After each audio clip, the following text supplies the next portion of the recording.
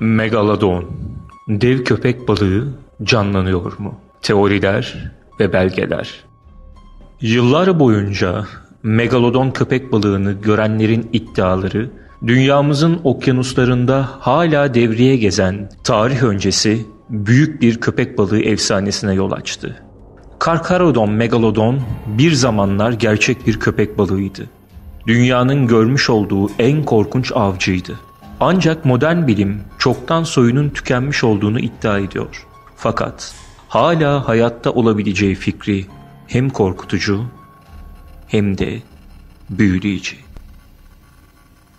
Çoğu deniz biyolojisi uzmanı ve köpek balığı araştırmacısı imkansız olduğunu söylese de yine de büyük bir yırtıcı köpek balığının okyanusların enginliğinde bir yerde var olup olmayacağını merak etmek ilginçtir.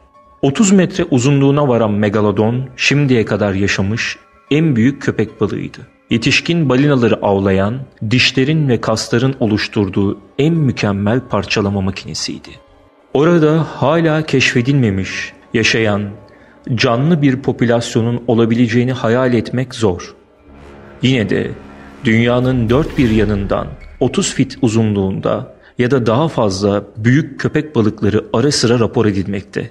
Acaba bunlar modern megalodonun görülen yeni boyutları mı? Yoksa bu şahitler ne görüyor? Ana bilim akımı yanlış mı? Yoksa o hala okyanuslarda mı? Son yıllarda megalodon köpek balığını çevreleyen çok sayıda tartışma yaşandı. Bu da günümüzde megalodon karşılaşmaları, milyonlarca yıldır okyanuslarda yüzen gerçek yaratık hakkında büyük bir karışıklık yarattı. Ne yazık ki bazı insanlar bu hatalı bilgileri megalodonun tamamen uydurulmuş olduğunu anlamına gelecek şekilde yorumlamıştır. Megalodonun gerçekten var olduğundan emin olabiliriz. Bunu bilmemizin sebebi geride bıraktığı bol miktarda fosil dişi kaynağı olmasıdır. Bu dişler büyük beyaz da dahil olmak üzere yaşayan bir köpek balığınınkinden çok daha büyüktür. Ve araştırmacılar gerçek megalodon köpek balığının boyutunu, ağırlığını ve hatta bazı alışkanlıklarını bununla belirleyebilmiştir. Megalodondan bahsedecek olursak iki açıdan bakabiliriz. Paleontoloji ve kriptozooloji. Bence farklılığı ayırt etmek önemlidir. Paleontolojinin köpek balığı gerçek megalodonun nasıl olabileceğini bulmak için fosil kayıtlarına ve canlı köpek balıklarına bakarak incelenebilir. Bir paleontoloji perspektifinden bu köpek balığının resmen soyu tükenmiş olsa da bu olayı daha az ilginç kılmıyor. Canlı bir megalodon fikri ise kriptozoologlar tarafından alınan bir tutumdur ve ana bilim tarafından desteklenmemektedir. Bu gerçekten olabilir mi? Yani tarih öncesi bir yırtıcı hala günümüzde yaşıyor olabilir mi? Gerçek megalodon köpek balığını sadece fosil kayıtlarından ve korunmuş dişlerinden tanıyoruz.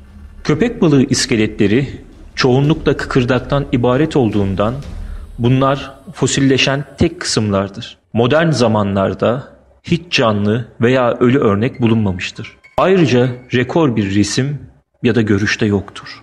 Peki bizi hala okyanuslarda olabileceğini düşündüren şey nedir? Daha da önemlisi, daha önce böyle bir şey olmuş mudur? Aslında tuhaf deniz canlılarının oranlarının artması üzerine bunun bir önceliği vardır. Bazıları megalodon köpek balığı gibi bir zamanlar soyu tükenmiş olarak düşünülmüştü ya da yalnızca efsanelerden ibaret olduğuna inanılıyordu. Fakat bunların bazı örneklerini günümüzde görmemiz mümkün. Dev ağızlı köpek balığı. İnanılmaz dev ağızlı köpek balığının uzunluğu yaklaşık 9 metreyi bulabilmekte. Yani başka bir büyük deniz yaratığı. Ancak bu canavar çok uzun zamandan beri derin sularda yaşıyordu. Ve bu sebepten araştırmacılar onu incelemeyi atlamıştı. 1976 yılında tekrardan keşfedilene dek. Sadece geceleri yüzeye çıktığı için bazı araştırmacılar megalodonu bulmayı bu kadar zor hale getirenin de aynı davranış olabileceğini söylüyor. Coelacanth. Bu tuhaf balığın soyunun 65 milyon yıl önce tükenmiş olduğuna inanılıyordu. Ta ki 1938'de Güney Afrika kıyılarında canlı bir örneği keşfedilene kadar. Kolakant, yaşayan fosil olarak anılan tarih öncesi bir balıktır. Megalodon, megamont veya dev kalamar gibi devlerden değilse de yine de uzunluğu 6 metreye ulaşmaktadır. Dev kalamar. Dev kalamar, okyanusun en derin yerinde bulunan ve uzunluğu 20 metreye kadar ulaşan büyük bir yaratıktır. Bilim sonunda karaya vuran cesetlerin varlığından ve balinaların bedenlerinde izler bıraktığını bilse de canlı, yetişkin bir örnek 2004 yılına kadar filme alınamamıştır. Şimdi bu canlılar hakkında çok daha fazla şey biliyoruz ve böylece okyanusun derinlerinde daha büyük canavar kalamarların varlığından haberdarız. Kolossal kalamarı. Kolossal kalamarının büyük örnekleri yarım tonun üzerindedir. Yaşayan, muazzam, gerçek bir deniz canavarıdır. 1925'te keşfedilmesine rağmen hala bu canavar hakkında çok az şey bilinmektedir. Acaba Megalodon'da da bir nevi Lazarus taksonu olabilir mi? Yani önceden görülen bir türün soyu tükenmiş ama sonra tekrar canlı bir örneği bulunmuş olabilir mi? Genellikle Kolakant'ta olduğu gibi bir yerde, en azından modern bilim tarafından göze çarpmayan küçük bir kalıntı nüfus olup yerli halk bu türü biliyor ancak bir biyolog tarafından teyit edilmediği için tür resmen nesli tükenmiş durumda sayılıyor. Böyle bir şey olabilir mi? Kolakant gibi böyle eski ve garip bir tür algılanmadan uzun süre varlıklarını sürdürebildiyse, Megalodon da bütün bu yıllardan sonra bir yerlerde hayatta kalamaz mı? Megalodon'un hala hayatta olduğunu gösteren, iyi belgelendirilmiş bir avuç kanıt ve ifade var. İşte daha iyi bilinen hikayelerden birkaçı. HMS Challenger tarafından bulunan dev dişler. 1871 yılında 10.000 yaşında iki megalodon dişi HMS Challenger'ın derin bir deniz seferi sırasında bulundu ve temizletildi. Kullanılan yöntemler doğruysa bu daha önce inandıklarından çok daha yakın bir sürede soyu tükenmiş ve modern insanları çağdaş hale getirdiği anlamına gelecekti. 10.000 yıl paleontoloji dünyasında sadece bir göz kırpmasına bedeldi. Megalodon köpek balığının okyanus derinliklerinde keşfedilmemiş son 10.000 yıl hayatta kalabileceğini düşünmek için harika bir hayal gücüne gerek yoktu. Dev köpek balığından korkan balıkçılar, yerel balıkçılar inanılmaz büyüklükteki köpek balığından sonra tekrar denize çıkmayı reddetti. David Stilt adında Avustralyalı bir doğa bilimci bu tür deniz olaylarını kaydetmek için 1918 yılında kendi ekibini kurmuş ve onları kameraya almaya çalışmıştı. Bu kişiler balinalarla ve büyük köpek balıklarıyla tanışan deneyimli deniz adamlarıydı. Fakat gördükleri şey onları korkuttu ve çalışmayı reddettiler. Stilt'e göre gözlemledikleri şey 35 ila 60 metre uzunluğunda ve saf beyaz renkteydi. Bu oranlar inanılmaz görünüyordu. Bir köpek balığı bu kadar büyür müydü? Bu kişiler olayı abartıyor muydu yoksa sadece kafaları mı karışıktı? Eski resimdeki kanıt. Nazi arşivlerinde açıklanamayan bir resim geçen yıllarda büyük bir heyecan yarattı. 18 Aralık 1942'de Güney Afrika, Cape Town'da çekildiği belirtilen resimde bir Nazi denizaltısı görülmekteydi. Fakat resmi sıra dışı ve açıklanamaz yapan şey ise denizaltının hemen yanında beliren sudan çıkmış devasa bir yüzgeç ve kuyruk parçasıydı. Bu yüzgece sahip deniz hayvanı inanılmaz bir büyüklükte olmalıydı. Denizaltının boyu ile bir ölçeklendirme yapıldığında yüzgeç ile kuyruk kısmı arasında tam 63 fit, yani neredeyse 20 metreye yakındı. Ki hayvanın baş kısmı hariçti bu ölçmeye. Yüzgeçler dikkatle incelendiğinde bir köpek balığı yüzgeci olduğu açıkça görülmekteydi. Büyük köpek balığı balıkçılık teknesi tehdidi. 1960 yılında 55 metrelik bir balıkçı teknesinin kaptanı teknelerinden büyük dev bir beyaz köpek balığı gördüğünü bildirdi. Tekne demir atmışken yanlarından geçmişti. Mürettebat resmi olarak görüşmeyi reddetti. Ancak kaptan bunun bir sorun olabileceğini düşünerek olayı rapor etti. Deneyimli bir denizci olan kaptan balina gördüyse balinaları tanımlayabiliyordu ve gördüğü şeyi karıştırmayacak kadar tecrübeliydi. Teknenin yanından geçen şeyin gerçekten de dev bir köpek balığı olduğunu bildiriyordu. Bu gibi öyküler gerçek buluşmalara mı dayanıyordu? Yoksa sadece denizde çok uzun süredir kalan denizcilere ait hayal gücünün ürünü müydü? 21 Ocak 2009 tarihinde Hawaii sahilinde büyük bir balina cesedi vurdu. Dalgaların sahile sürüklediği cesede dikkatle bakıldığında kuyruk kısmından büyük bir parçanın olmadığı görüldü. Sanki bir yere kısılmış gibi düz bir şekilde kesilmişti. Cesedi inceleyen deniz biyologları bunun tek bir seferde olduğu yönünde beyan bildirdi. Ceset taze sayılırdı. Yani uzun zamandır denizde sürüklenmemişti. Bu da her balığın bir parça alıp koca bir kesik yapma ihtimalini zayıflatıyordu. Peki koca bir balinanın yarısını tek bir seferde kopartacak kadar büyük hangi hayvan yaşıyordu? Ne yazık ki daha yeni gözlemlere gelince sıradan araştırmacılar ve güvenirliği olan herhangi bir hikayeye ulaşmak çok zor. İnternet sözde megalodon karşılaşmalarının klipleriyle çalkalanıyor ve ne yazık ki hepsi de sahte. Megalodonun kendisi belki okyanuslarda bir yerde saklanırken kriptozooloji, deniz biyologları ve köpek balığı araştırmacıları günümüzde hala ciddi olarak bu yaratığı aramaktadır. Bazen sürpriz bir rapor, bir yerlerde görülen normalden daha büyük bir köpek balığı bu arayışı tekrar tetikler. Ancak büyük beyaz köpek balıklarının teorik olarak 20 metrenin üzerinde olabileceği göz önüne alınmadığından bunlar kesinlikle yanlış tanımlanmış hayvanlar olabilir. Fakat yine de çoğu deniz biyoloğu 20 metrelik büyük bir köpek balığını keşfedebilecek kadar heyecanlı. Çünkü bunlar belki de efsanevi ve çok ender görülen canlılar. Ancak dikkate alınması gereken en azından birkaç ilginç belge bulunmakta. Megalodon Monster Quest bölümü 2009 yılında Back History Channel gösterisinde olan Monster Quest büyük köpek balığını bildirmişti. Ekip Cortez Denizi'ni ziyaret etti.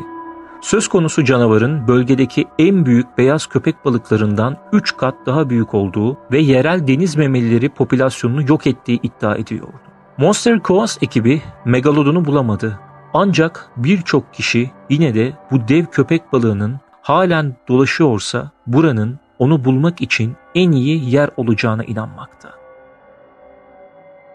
Kuşadası canavarı 2012 yılında gösterinin bir bölümü Shark Wranglers Kuşadası canavarı denilen köpek balığı araştırmacıları tekne kadar büyük bir köpek balığı olduğunu iddia etti. Güney Afrikalı balıkçı bir grup röportajlarında tekne boyunda 30 ya da 40 metre uzunluğunda dev bir köpek balığı gördüklerini iddia etti. Bu balıkçıların tanık olduğu şey yoksa bir megalodon muydu? 15 Nisan 2013'te Güney Afrika sahilinde gönüllü bir köpek balığı gözlemcisi sahile yakın bir yerde suda büyük bir hareketlenme gördü. Büyük bir balina çırpınmaktaydı ve suyun çevresi kan gölüne dönmüştü. Daha dikkatli bakıp olayı ve saldırganı anlamaya çalışan gönüllü bu sırada bir kare resim de çekmeyi başardı. Resimde de görüldüğü gibi balinaya dev yüzgeçli bir şey saldırmaktaydı ve bu yüzgeç kesinlikle bir köpek balığı yüzgeciydi. Yüzgecin boyu balinanın oranı ile kabaca hesaplandığında 6 fit yani 1 metre 83 santim etmekteydi. Bu da bilinen tüm beyaz köpek balıklarından çok daha büyük bir şey olduğunu kanıtlıyordu. Bazı araştırmacılar bu yüzeyin bir katil balinaya ait olduğunu söyleseler de onların yüzey şekilleri resimdekilerden çok farklıydı. Konu her zamanki gibi sadece anlık bir heyecan yaratıp daha sonra kapandı. Kurtarma kamerasında yakalanan canavar. Brezilya sahil kurtarma 20 Kasım 2012'de batan küçük bir balıkçı teknesiyle ilgili bir ihbar aldı. Helikopter ile kurtarma timi olay yerine vardılar ve kazazedeleri vinç ile yukarı çekmeye başladılar. Son kazazedeyi de çekecekleri sırada vinç kamerasına dalgaların arasından geçen koca bir canlı takıldı. Olay anında bunu fark etmeyen görevliler daha sonra kamera kaydını izlerken bunu gördü. Canlı tam kazazedenin yanından geçmekteydi.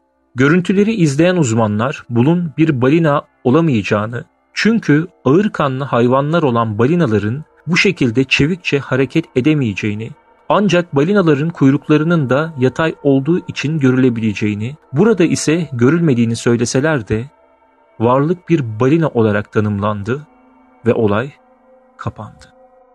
Ani karşılaşma. Mart 2013'te Avustralya'nın güney sahillerinde beyaz köpek balıklarının nüfusu ile ilgili bir araştırma yapan bilim adamları köpek balığı kafesinde iken inanılmaz bir şey gördüler. Kameraman Martin Isaacs bu anı kaydetmeyi başardı. Beyaz köpek balıklarını çekerken birden yan taraftan hızla kadraja giren bir köpek balığı yine aynı hızda kayboldu. Bu görülen diğer köpek balıklarına hiç benzemiyordu. Yan yüzgeçleri yarasa kanadı gibi kırçıldı, başının ve sırtının üstü ise ufak tepecikler ile doluydu. Daha sonra video defalarca izleyen uzmanlar bunun bilinmeyen bir tür olabileceği sonucuna vardı. Derin karşılaşma.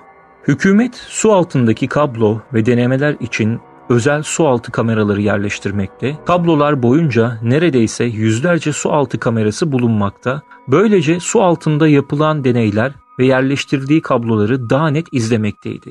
Ayrıca bunu internet ortamından da canlı linkler vererek tüm dünya izleyicileriyle paylaşmaktaydı. Böylece denizaltı yaşamına meraklı kişiler derin okyanus dibini ve oradaki canlıları görebilmekteydi.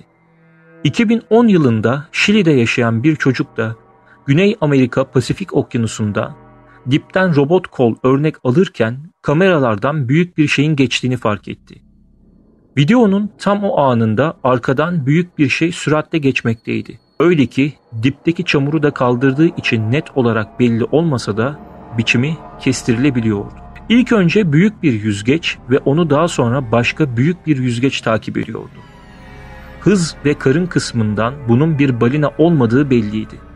İki yüzgeç arasındaki mesafe ölçüldüğünde bunun yaklaşık 19 metrelik bir canlı olduğu belirlendi. Tekne saldırısı. 5 Nisan 2013 Güney Afrika'da bir bot parçalanmış olarak okyanusta sürüklenirken bulundu. İçinde kimse yoktu ve bot incelendiğinde büyük bir şey ile vurulup parçalandığı anlaşıldı. Botun içinden çıkan kamera kayıtları ise korkunç gerçeği sadece daha gizemli bir hale getirdi.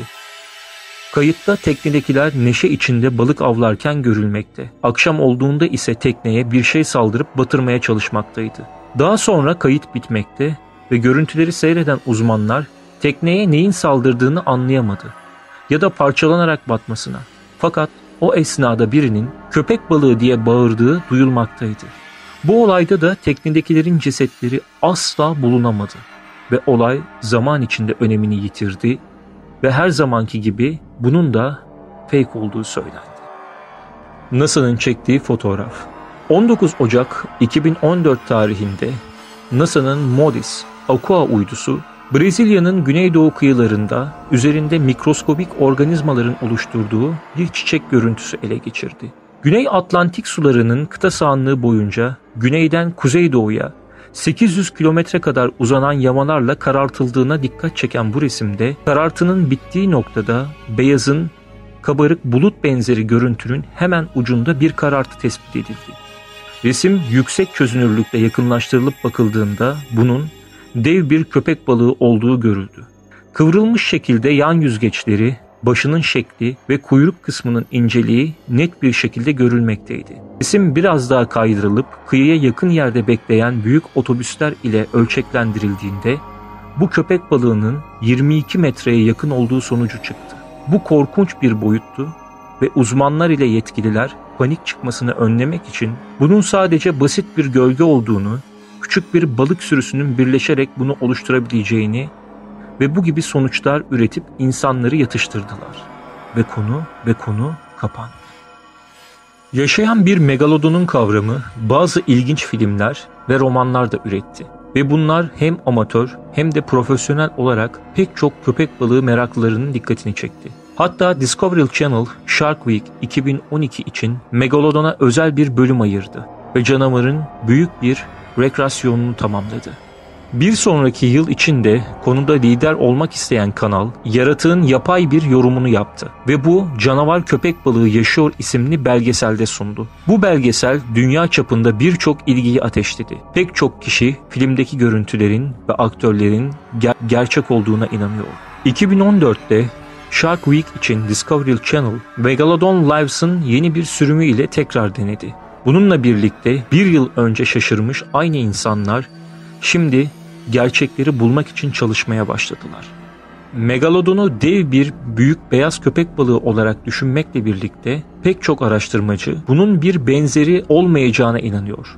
Gerçekten bazıları da yakın türler olabileceğini savunmakta. Büyük beyazlar gibi davrandılar mı? Çoğu araştırmacı muhtemelen benzer olduklarını söylüyor. Ancak elbette emin olmanın bir yolu yoktur. Birisi dev bir beyaz köpek balığını gördüğünde gerçek bir megalodon kalıntısı olabilme ihtimali nedir? Bu açıdan bakarsak tarih boyunca sayısız belgesiz megalodon gözlemleri olmuş olabilir. Megalodon dişleri tüm dünyada keşfedilmiş ve bugüne kadar bulunmaya devam edilmiştir. 2016 Şubat'ta Suffolk'ta bir adam bir gün yerel bir nehirde 80'den fazla megalodon dişi bulmuştur. Büyük beyazlar gibi megalodon da testere dişliydi. Modern köpek balıklarını müthiş ve korkunç yırtıcılar olarak düşünmekteyken megalodon yepyeni bir terör sınıfına girmiş oldu. Sayısız yüzyıldan sonra bile bazı fosilleşmiş megalodon dişleri dokunulduğunda keskinliklerini hala korumaktaydı. Yalnızca insan olarak balina gibi büyük bir ava bu dişlerin neler yapabileceğini sadece hayal edebiliriz. En büyük megalodon dişleri 7 inç uzunluğunda olabilir. Bu da yetişkin bir adamın elinin büyüklüğüne eşittir. Megalodon dişleri büyük beyaz dişlerinin daha büyük versiyonlarına benzemekle birlikte paleontologlar megalodon dişleri ve büyük beyaz köpek balıkları arasında yakın ilişki olmadığının kanıtı olarak ufak farklılıkları da işaret etmekte. Bu büyük beyazın yani Carcharodon yerine cinsi Caracornes koymak istemekte. Bu tartışma halen devam etmektedir. Toplamda megalodon dişleri Avustralya ve Yeni Zelanda gibi güneyde ve uzak Kuzey İngiltere, Danimarka gibi yerlerde de bulunmuştur. Ayrıca Japonya, Hindistan ve Hırvatistan gibi çeşitli yerlerde de pek çok megalodon dişi bulunmuştur. Bu da megalodonun gerçekten küresel bir köpek balığı olup neredeyse dünya okyanuslarının çoğunda yaşadığını düşündürmektedir. Bu köpek balığı mirasından bağımsız olarak hayvan krallığında daha önce veya daha sonrasında görülmemiş bir dizi ısırma kuvvetine sahipti. Araştırmacılar megalodonun 18 tonluk ısırık gücüne sahip olabileceğini hesapladı. Bir T-Rex'in ısırık kuvveti ise bunun yalnızca 1/3'iydi. Bugün dünyamızdaki en güçlü ısırık ise tuzlu su timsahlarında bulunmakta ve yalnızca 3700 kilograma ulaşmaktadır. Dişlerinin ve çenesinin güçlü bir tahrip edici olduğu açıktır. İlginçtir, bazı araştırmacılar önce avının kanat yüzgeçlerini ısırmış olabileceğini söylüyorlar. Bu da megalodonun diş cephaneliğinin sadece güçlü olmakla bırakmaz, aynı zamanda da belirli bir hassasiyetini sağlamaktadır. Modern büyük beyaz köpek balıklarına çok benzeyen megalodon, muhtemelen avına sürpriz bir şekilde aşağıdan veya hızla yaklaşan bir pusu avcısıydı. Bu çok aktif bir köpek balığı olabileceği anlamına gelmekteydi. Balina köpek balığı gibi devasa ve hantal bir dev değildi. Yine de davranışı modern büyük beyaz köpek balığına benzemekteydi. Megalodonun saldırısı avının sert kemikli kısımlarına, karın kısmına, ön kollarına, göğüs kafesi ve üst omurları üzerinde dururdu. Bu tıpkı büyük beyazların saldırısına benzerdi. Büyük beyazların aşağıdan kurbanlarına vurmak ve kan kaybından sonra geri çekilmeyi tercih ederken megalodon aşağıdan kenetlenerek parçalamaktaydı. Megalodon da balinaları, yunusları, diğer deniz memelilerini ve hatta dev deniz kaplumbağalarını da avladığı için dünyanın hemen her okyanusunda bulunmuş geniş bir av menüsü vardı.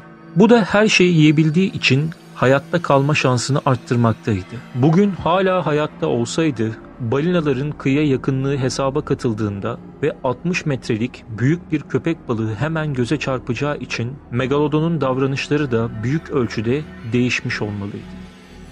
Bilim adamları büyük beyazlar gibi megalodonun da deniz fidanlıklarında büyüyüp böyle yaşayabileceğini düşünüyor. Bunun gibi yerler genç köpek balıklarının göreceli güvenliğinde büyüyüp beslenebilecekleri, genellikle kıyıya yakın olan alanlardır. Küçük megalodon genç balıkları veya diğer küçük av öğelerini burada yemeye başlamış olabilir ve daha büyük olduğunda da daha büyük avlara geçebilir. Peki öyleyse bebek megalodon köpek balıkları nerede? Anne babaları gibi büyük derinliklerde yaşıyor olabilirler. Ya da o kadar seyrek görülen ve büyük beyaza çok benzer oldukları ihtimali vardır. Çünkü onlar fark edildiklerinde sadece büyük beyaz köpek balığı yetişkinleri olarak tanımlanabilmektedirler. 2009 yılında megalodon için bir üreme alanı da Panama açıklarında bulundu. Bugüne kadar bu bulunan ikinci yerdi. Brownsville, Florida Üniversitesi'nde bir ekip tarafından LED uzmanları fosilleri topladı ve kurtarılan diğer megalodon dişleri ile karşılaştırdı. Dişler neredeyse sadece küçük köpek balıklarına ait olduğu sonucuna varıldı. Küçük dişleri inceleyerek uzmanlar küçük megalodonun 20 metre uzunluğunda olabileceğini belirledi. Bu şimdiye kadar kaydedilmiş en büyük beyaz köpek balıkları için bile devasa bir boyuttu. Megalodon köpek balığının eski Miyosen okyanusundaki en güçlü canavar olduğu açıktır. Ancak megalodon kadar korkunç bir başka yaratık olabilir mi? Yakın zamanda keşfedilen Livyatan balinası uzun bir ayak boyunda dişleri ile megalodon kadar büyüktü. Yemek için megalodon ile yarıştı, fakat bu iki tarih öncesi vahşi avcı karşı karşıya geldiğinde acaba ne oldu? Öyleyse bu köpek balığı böyle vahşi bir avcı olduğu halde neden öldü? Ne yazık ki en güçlü canlılar bile tabiat anaya karşı uygun değildir. Megalodon dünyanın her okyanusunda yaşarken gezegen o zamana kadar sıcak bir yerdi. Okyanuslar hala sıcak ve kıtalar Miyosen döneminde birbirlerine yakındı. Şimdi kuru olan kıyı kesiminde ılık sığ denizler kaplıydı. Kuzey ve muhtemelen dünya okyanusları için de megalodonun büyük erişimini sağlayan Güney Amerika arasında uzanan bir deniz vardı. Çevre bir soğuma dönemine girdiğinde deniz seviyeleri düşmeye başladı. Akıntılar kaymaya başladı ve yalnızca okyanusun kendiliğinden soğumasına değil, aynı zamanda da gıda arzında da bir değişime neden oldu. Megalodon ya daha soğuk iklimlerde kayboldu ya da besin sorunları sebebiyle bu yeni çevreye uyum sağlayamadı. Fakat bu yeni ortama ve megalodonun soyunun tükenmesini ihlal edebilecek diğer büyük yırtıcı deniz canlılarının yeniden evrimi ile durumun karmakarışık olabileceği olasılığı da bulunmakta.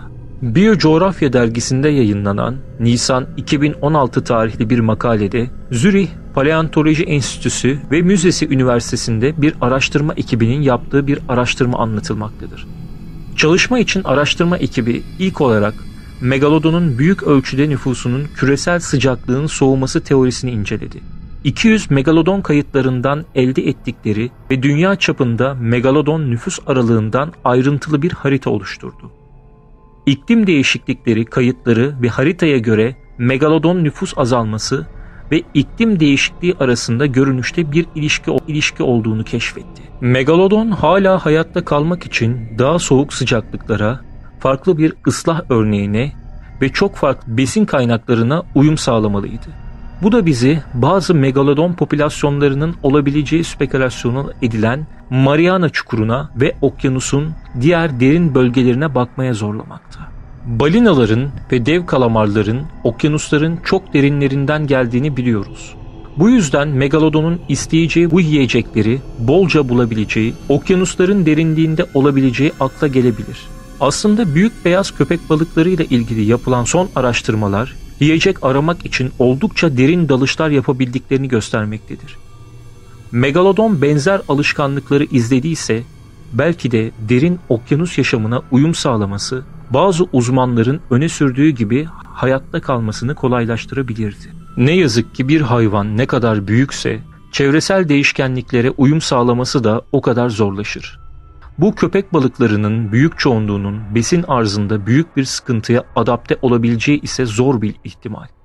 Büyük deniz memelileri ile beslenmek için evrimleşmiş bir hayvan, örneğin okyanus balıklarıyla geçmek için zor bir zamana sahip olacaktır.